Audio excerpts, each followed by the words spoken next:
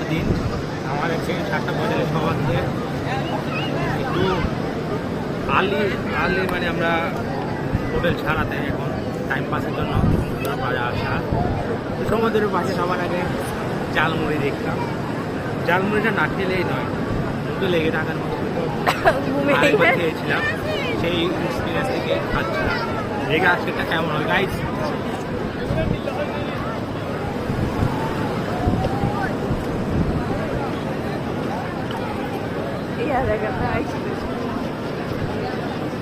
বইটা একটু কোথায় এটা, কারণ আপনাদের সাথে কথা বলতে বলতে সমুদ্রের পাড়ের বাতাসের সাথে মিশে একাকার। চানাচুরের ইয়াটা ঠিক ছিল, লবণটা একটু আপার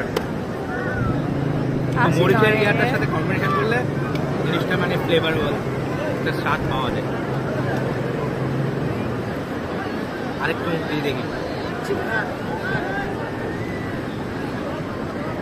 অথেন্টিক, 100% অথেন্টিক।